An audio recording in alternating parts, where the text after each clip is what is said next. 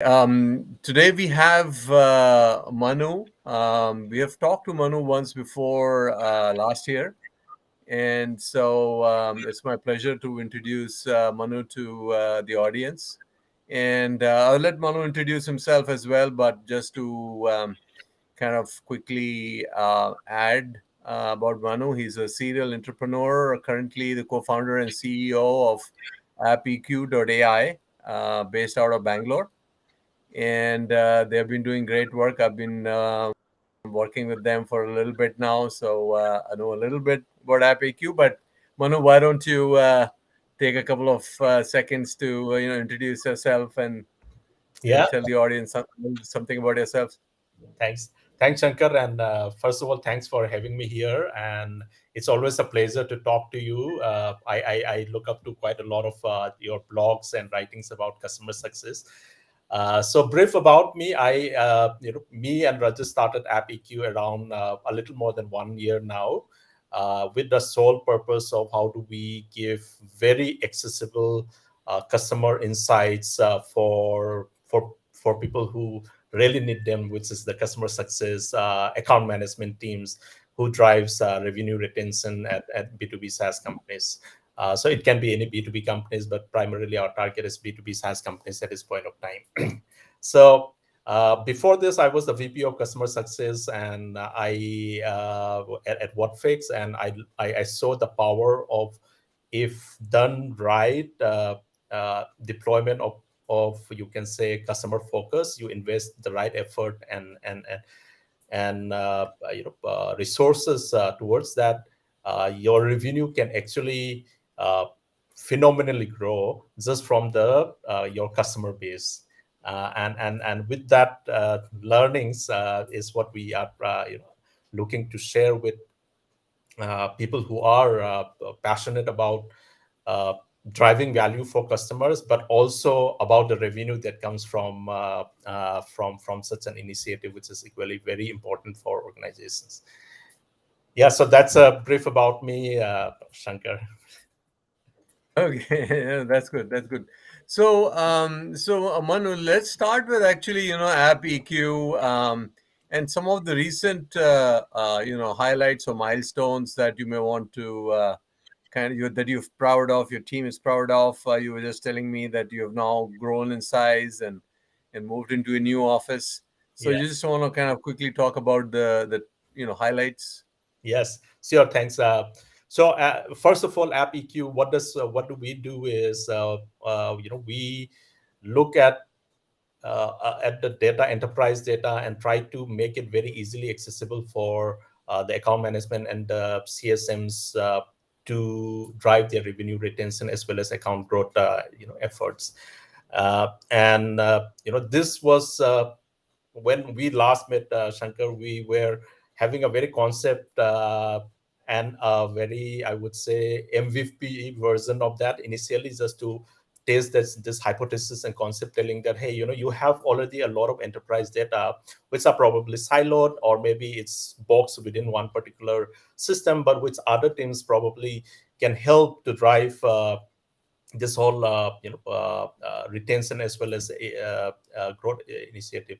And the reason why we felt that this access or ease of access is important is because we feel that uh, customer success is not a very specific department, but it needs to be driven up by across teams, whether it is right from people who are driving uh, campaigns for the right persona, or the sales teams, or the account management teams, uh, or the support team, or the executives who actually needs to understand Pulse very at their fingertip, if they have that option, right? So that, how do we give this access very, very contextually as well as easily, right? So that was the first concept with which we started.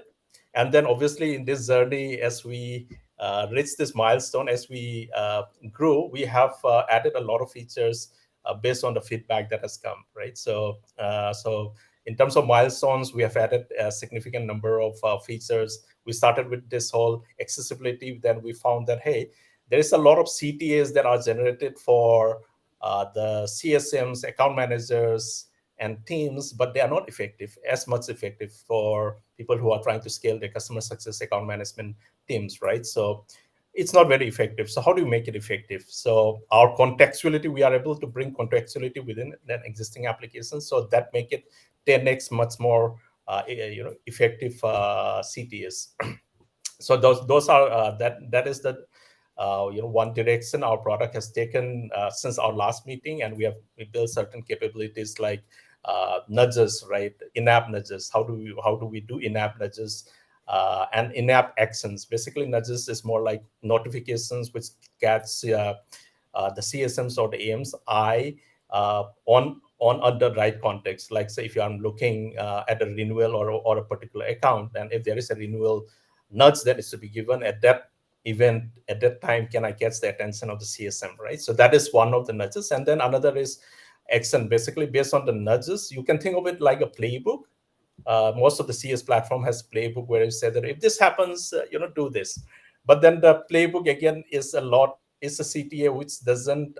Where we were talking to some of the customers who were using this really expensive tools, and they're like, oh, the CSMs thinks that half our CTS that are generated are junk, and they are not looking at the CTS, and it's not effective because it's become a noise now.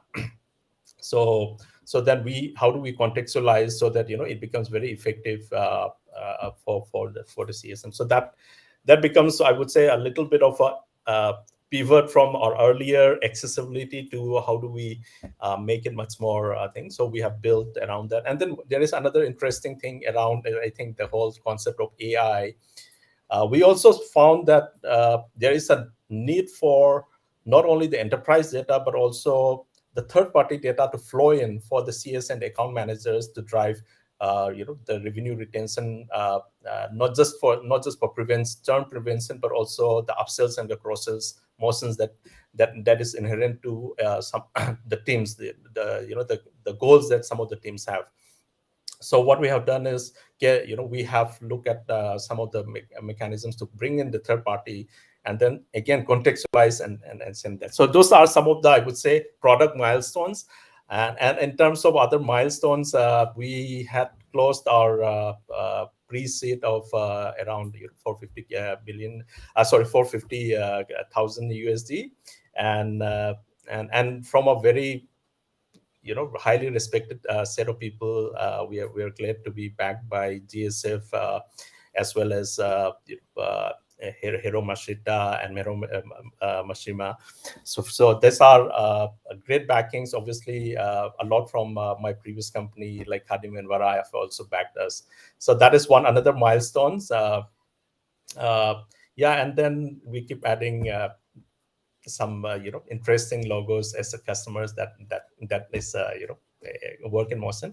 But having said that, we are still in a product market fit. We are in a stage where we have migrated from concept stage to PMF, and then hopefully we are able to get that right PMF to say that, okay, this is the segment that we want to go after, and then we start our growth early growth trajectory. So that's where we are working on right now.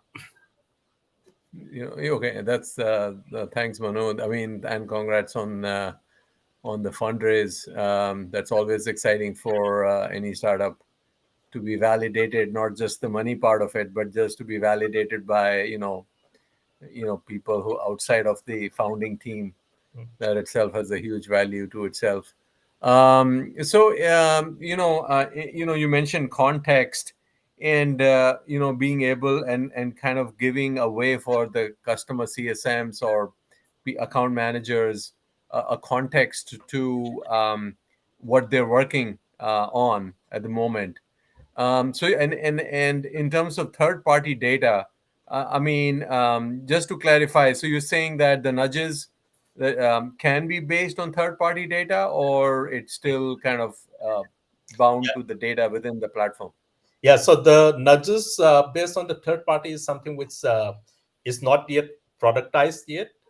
We are still Okay. looking at the use case to say that what specific uh, data. So, for example, a lot of people are looking forward to nudges based on on the key decision maker or the champions changes in his profile. Like, so for example, he left an organization, it should not come as a surprise for the CSM, and that becomes a use case for you can say a bit on a churn prevention kind of a use case.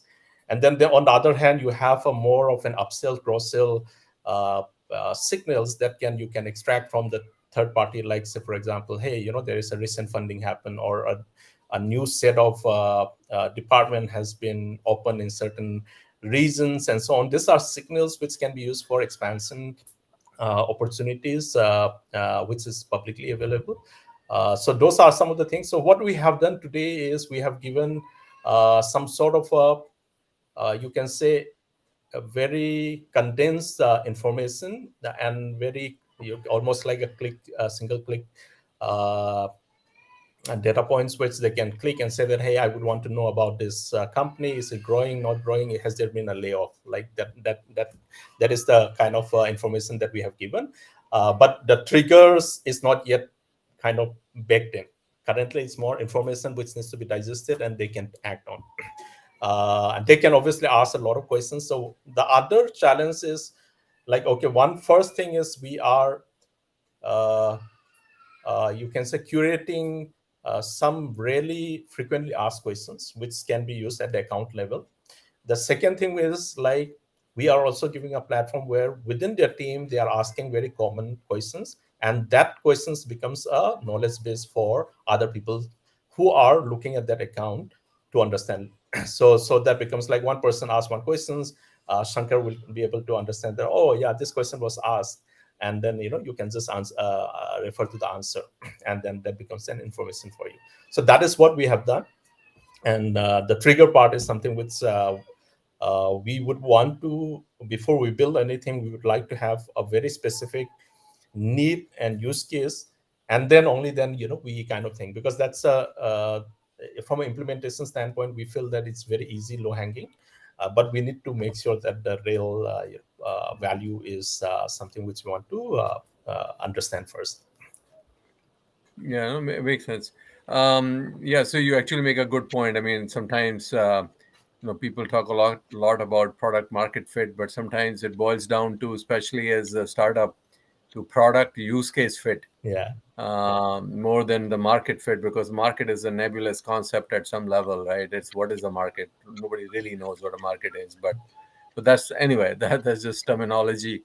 So kind of moving a little bit in the direction of startups, and because you just mentioned you raised money from very respectable angels and investors.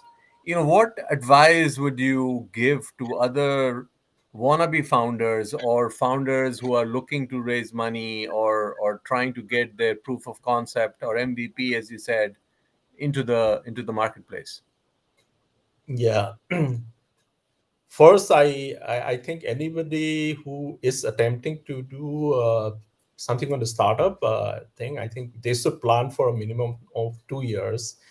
And how do I survive these 2 years? Okay, so that's the thing, because any product to get some level of signals and understanding that we are in the right direction, I think that 2 years I feel is required. And if obviously there are a lot of more smarter guys who have done faster than 2 years, those are thing. But I think for most of the guys like us, I think 2 years should be the minimum which we should plan for us,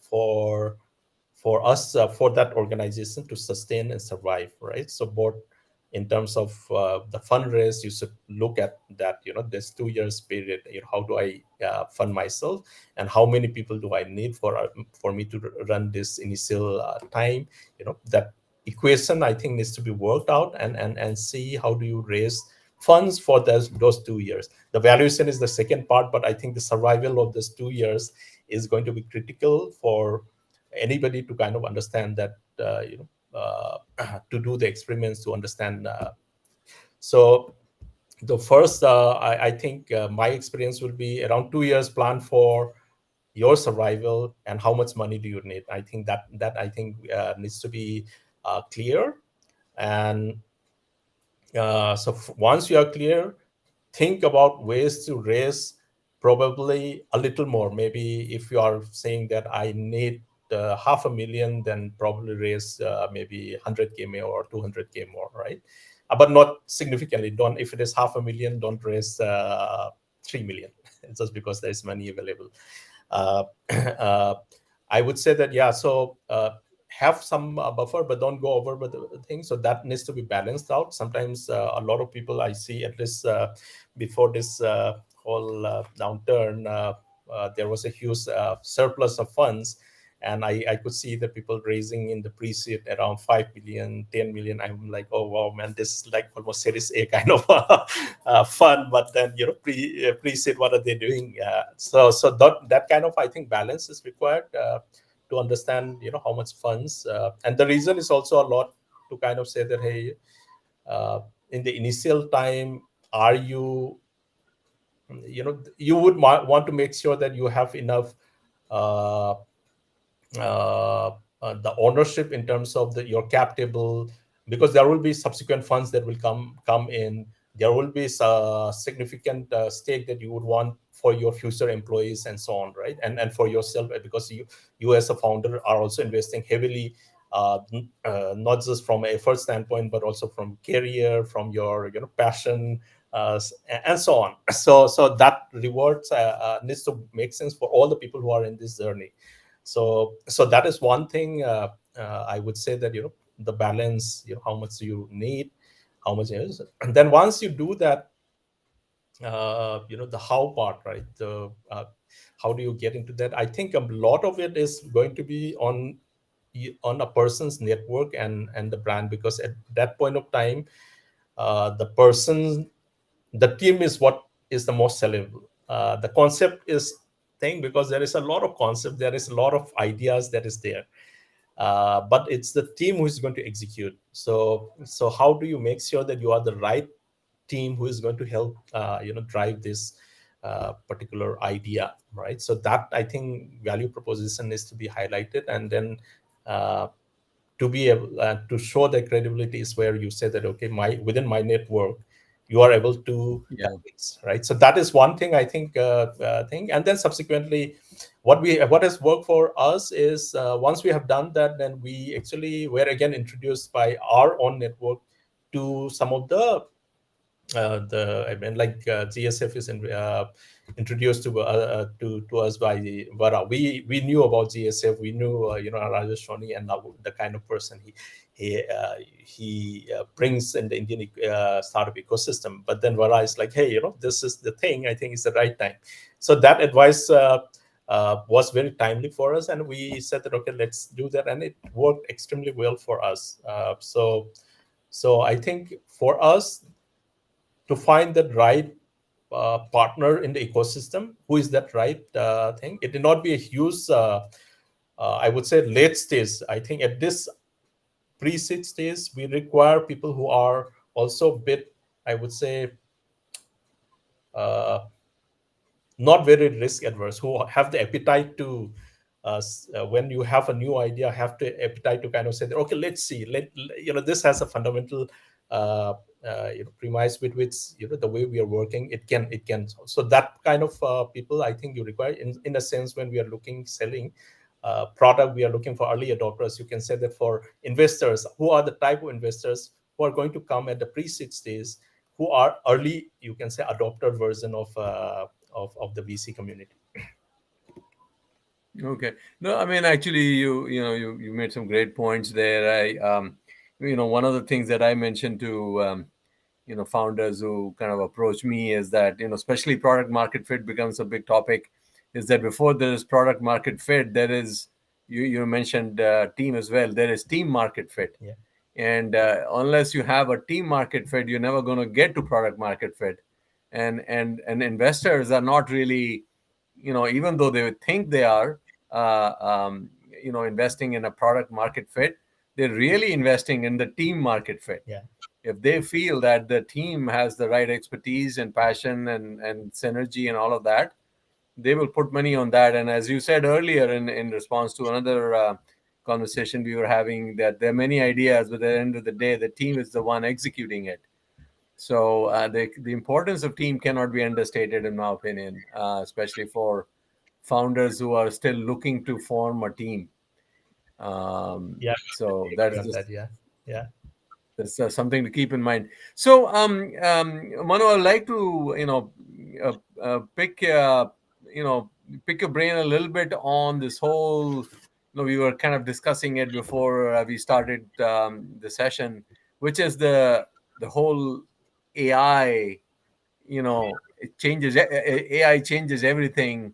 Um, Debate or changes nothing debate. How do you see this whole role of AI going forward? Yeah, I am very positive about it personally, and I believe in it. But then obviously there is a lot of this voices which uh, to some extent is reasonable, where people said that, hey, a bit skeptical. We don't have the right use cases. There's a lot of it's a lot of notional thing and so on, right? So uh, there is this also this some sort of an opinion which says that, hey, this is more like a fad, which happened previously. There were a lot of promises around certain technology which did not which looked like a tsunami but did not happen, right? So so I could see both the side of the arguments, but as a personal when I look at it, and the power and some of the experiments that we have run with some of the LLMs, we find it quite useful, especially for account management and the customer success teams, right? So yeah, so I personally I feel that it's a great steps. We will obviously take some level of iterations to kind of say that, okay, this is one piece where we make a significant impact, but I think we will eventually reach there. We probably are probably at the first or second steps towards that. Yeah, no, I kind of feel that in many areas, people are trying to, run at a run before they can learn how to crawl and walk in this whole AI realm. Mm, And people are all thinking, oh, it's so easy. I just get this thing, buy some, API usage thing, and then boom, mm, I'm good to go. And the unfortunate part, in my opinion, is many big SaaS vendors have just done that. They've literally taken some data from their system, throwing it into some AI platform, and then getting something back and just displaying it to the user as AIification or whatever they're calling it. And in some cases it works, in some cases it falls flat. So time will tell which use cases which will actually stick, and which ones will just be a fad that just kind of disappears over the next few months or years or something like that. So talking of what will stick, um, how do you see, like, the technology impacting platforms and customer support and in customer success and in churn reduction, account growth over the next 3 to 5 years? And do you see a role for AI in that, or some other thing? yeah, I mean, at least the way in AppEQ, or what we are thinking is uh, in a way, looking from the lens of the customer success managers or the account managers, basis the goals that they have. Essentially, there will be certain teams which are more around product adoption. There will be teams which are more around the revenue retention, and the other, that there will be teams which are holistic NRR, upsell, cross sales, and so on, right? So looking at this, I think, how do we help using certain you can say certain data points or signals, right? Which is what even the current most of those solutions are there is also trying to do, right? Looking at some sort of a trigger based mechanisms. If you look at the playbooks, it's more trigger based mechanisms today. So what we are thinking is, first, I think the first step is, can we see how do we model some sort of a co-pilot kind of assistive model to the CSM and account managers, so that they can maybe in a very easy way ask questions things. So in a way you can say almost like earlier, maybe the CSM and the account managers needs to be really intelligent and ask that specific questions for them to get the right insights. Can we dumb it down and then ask only one level of questions, which kind of anyone can ask, like say tell me the opportunities for this account, and I hear, boom, can I get that? So whereas earlier people will say that, okay, what is the product usage? Has it increased? This is increased. And then he will infer, and then he will take action, right? So can we dumb down the questions to such a level that the account managers and so on need not go into the details and integrities, but nitty-gritties of things, and then get that. And once they have it, they are good in their job, which is what, like, okay, given this insight, how do I build the right relationship, or how do I build the right value proposition? How do I go and make sure this use case demonstration, so that they go and adopt this particular value and so on? That's where their key, I would say, the role and the value proposition of the CSMs and the account managers, and they focus on that. And this particular part is where AI assisted assistance helps them to kind of not really think too much, but dumb down the questions. All right. So can we build a co-pilot for the CSMs and account managers, which can assist them? So it's like an assistance for them. So it's not like they are not getting replaced, but they are helping them in doing their job better. And this can be from from the way we think is, one is the enterprise data, which is for that enterprise, which is in their CRMs or customer success platforms or the help desk and so on.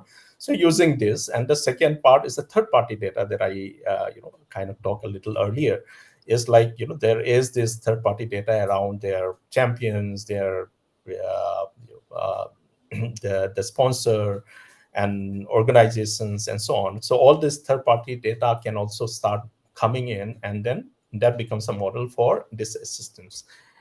Second is a bit, we haven't thought about it, but that is what we eventually want to see is, can we eventually evolve this co-pilot for at least some segment of the customers, if not all, into an autopilot model for the accounts, wherein maybe uh, you have the long tail of accounts, really large thing, where you probably most organizations either do not deploy a customer success team at all. So those segment can be actually run through a more of an autopilot for accounts, rather than today autopilot is more like I don't look at it, right? So it's more so what we are thinking is, can we have somebody who is going to autopilot this through some sort of a self-learning playbooks. So the difference in the playbook will be there. There will be some playbook that needs to be designed by the teams, because every organization's uh, value proposition is very different from the product and the segment. Within the same product itself, different segments have different product uses has different meanings in different segments. So that playbooks and the definitions are kind of fit into this autopilot.